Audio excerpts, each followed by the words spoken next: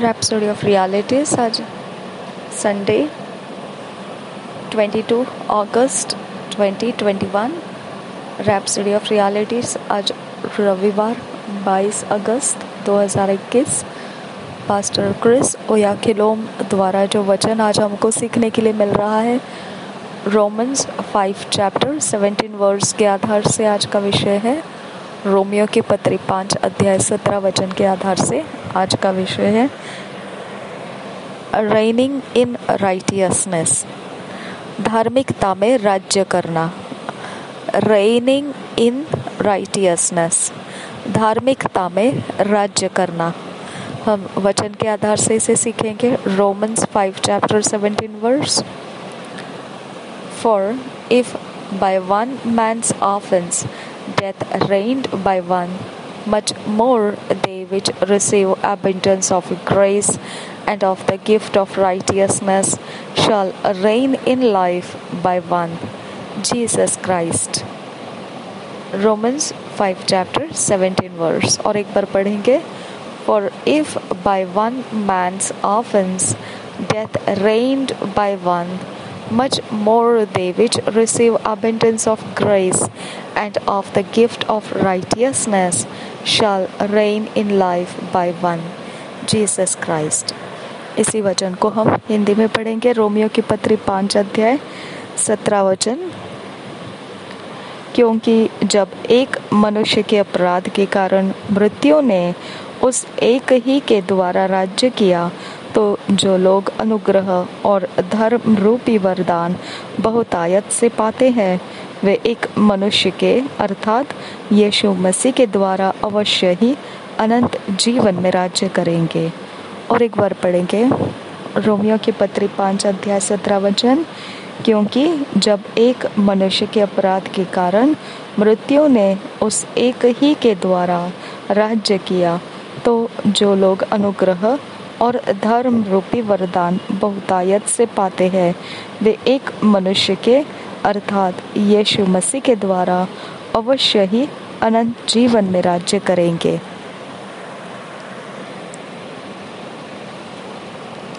Every child of God is a king in this life and called to reign in righteousness।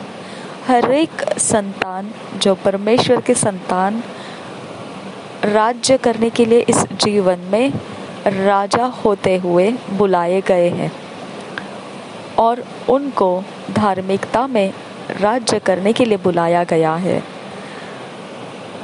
Righteousness gives you the ability to stand in the presence of God without condemnation, to stand in fellowship with God, having His rightness in your spirit। धार्मिकता आपको वो कुव्वत देती है कि आप परमेश्वर की उपस्थिति में खड़े रह सकोगे किसी भी दोष के बिना। आप उसकी सहभागिता के साथ खड़े रह सकते हैं। आपके अंदर, आपके आत्मा के अंदर सीधाई रखते हुए उसकी सीधाई, उसकी तरह की सीधाई, जो वो सीधाई में है, जो वो खराई में है, वो खराई, वो सीधाई, वो धार्मिकता, उसकी धार्मिकता आपके आत्मा में रहते हुए। This is where our audacity of faith comes from। यही वो जगह है जहाँ से विश्वास की बोली, भाषा, आवाज़ हमारे अंदर से निकलती है। This is the reason we are bold to make demands in His name, decree a thing and have it established। यही वो कारण है कि हम धैर्यवान हैं कि हम उसके नाम में आग्रह के साथ मांग लेते हैं, उसके नाम में चीज़ों पर घोषणाएं करते हैं और वैसे ही होता हुआ, स्थापित होता हुआ प्राप्त करते हैं। It's because our righteousness is of Him, not what you did or didn't do, but what Jesus did। ये इसीलिए होता है क्योंकि हमारी धार्मिकता उसकी ओर से है उसी की धार्मिकता हमारे पास है। ये नहीं कि हमने कुछ किया, परंतु इसलिए कि प्रभु यीशु मसीह ने कुछ कर दिया है जो हमें धार्मिकता मिली है, उसकी धार्मिकता हमें मिली है। God declared your righteous freely and declared himself to be righteous by so doing. परमेश्वर ने आपको सेंत धार्मिकता दे दिया है और घोषणा कर लिया है अपने आप को ऐसा करते हुए धार्मिकता में। इस वचन के आधार से Romans 3:26 To declare, I say, at this time his righteousness, that he might be just and the justifier of him which believeth in Jesus. Romeo की पत्री 3:26 वचन के आधार से ये बात समझ आती है। वरन इसी समय उसकी धार्मिकता प्रकट हो कि जिससे वह आप ही धर्मी ठहरे और जो यीशु पर विश्वास करे उसका भी धर्मी ठहराने वाला हो। और एक बार पढ़ेंगे रोमियो की पत्री 3:26 वचन। वरन इसी समय उसकी धार्मिकता प्रकट हो कि जिससे वह आप ही धर्मी ठहरे और जो यीशु पर विश्वास करे उसका भी धर्मी ठहराने वाला हो। Hallelujah. Righteousness makes us masters. It gives us dominion. धार्मिकता हमको स्वामी बनाता है, वह हमें प्रभुता देता है। You are not a victim, but a victor in Christ Jesus. आप अन्याय को सहने वाले ऐसे नहीं है, बल्कि आप विजेता हो मसीह यीशु में। आप शिकार होने वालों में से नहीं है, बल्कि आप विजेता हो मसीह यीशु में। John knew this and declared, Ye are of God, little children, and have overcome them, because greater is he that is in you than he that is in the world. 1 John 4:4 यूहन्ना ने इसको पहचान लिया था, इसके लिए वचन के अंदर उसने ये लिखा है। पहले यूहन्ना की पत्री 4:4 में उसने इस प्रकार से लिखा है,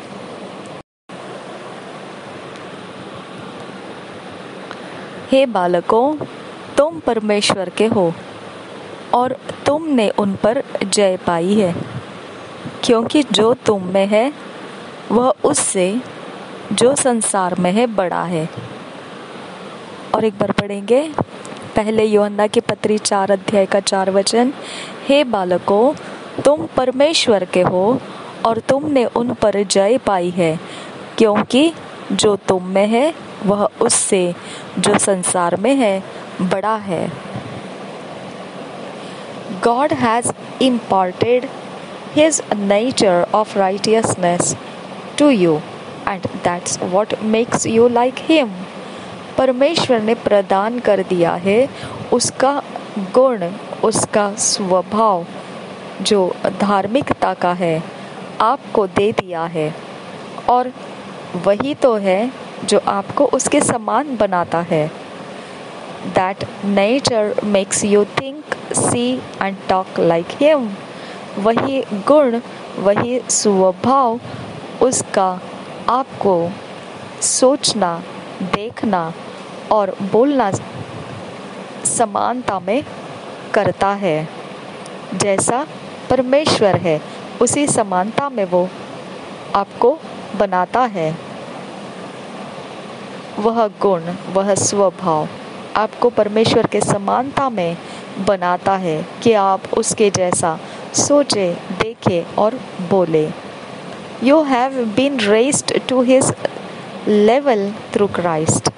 आप उसके स्तर तक ऊंचे उठाए गए हो मसीह के द्वारा।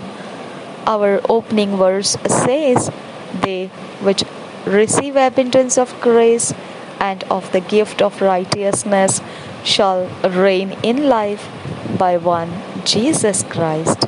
हमारा शुरुआती वचन जो हमने पढ़ा हमें इस प्रकार से बताता है, रोमियो के पत्री 5 अध्याय का 17 वचन जो शुरुआत में हमने पढ़ा, क्योंकि जब एक मनुष्य के अपराध के कारण मृत्यु ने उस एक ही के द्वारा राज्य किया, तो जो लोग अनुग्रह और धर्म रूपी वरदान बहुतायत से पाते हैं, वे एक मनुष्य के अर्थात यीशु मसीह के द्वारा अवश्य ही अनंत जीवन में राज्य करेंगे।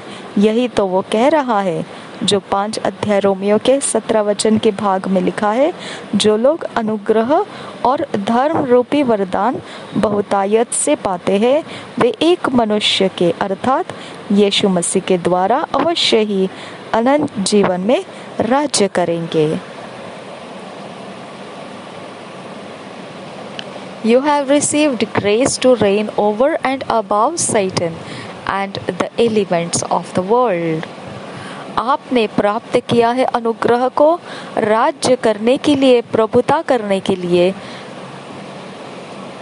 शैतान के ऊपर और शैतान के सारी बातों के ऊपर, उसकी सारी चीज़ों के ऊपर जो जगत के अंदर है, उन चीज़ों के ऊपर।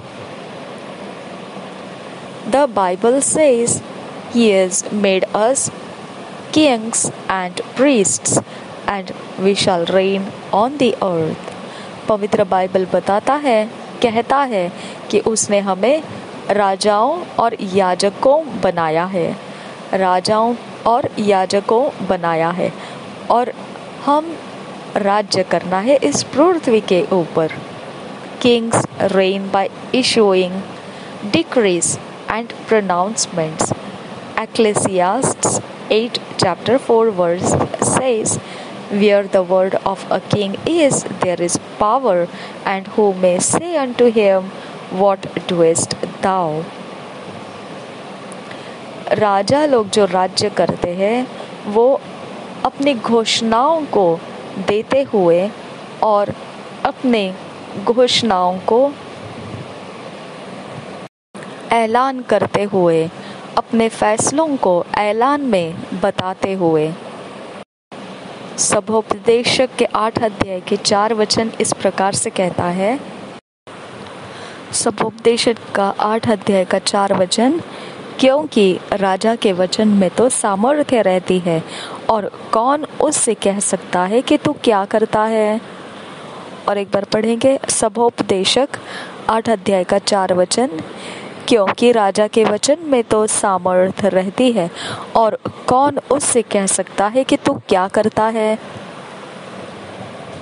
No wonder the Bible says, you shall decree a thing and it shall be established unto you। Job 22 chapter 28 verse में लिखा है। No wonder the Bible says, you shall decree a thing and it shall be established unto you। अय्यूब के 22 अध्याय के 28 वचन में ऐसा लिखा है, इसमें कोई आश्चर्य की बात नहीं रहती है। पवित्र बाइबल ऐसा कह रहा है कि आप घोषणा करोगे चीज़ों के ऊपर और वह स्थापित होती जाएगी आपकी खातिर, आपके लिए। हम पढ़ेंगे उस वचन को, अय्यूब की पुस्तक 22 अध्याय 28 वचन। जो बात तू ठाने वह तुझ से बन भी पड़ेगी और तेरे मार्गों पर प्रकाश रहेगा। और एक बार पढ़ेंगे, जो बात तू ठाने वह तुझ से बन भी पड़ेगी और तेरे मार्गों पर प्रकाश रहेगा।